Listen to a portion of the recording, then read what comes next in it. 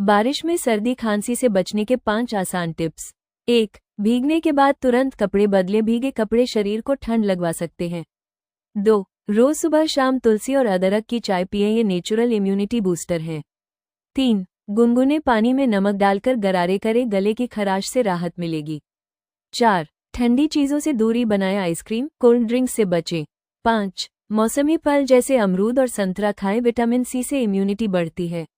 Natural उपाय अपनाएं, बारिश में भी रहें हेल्दी।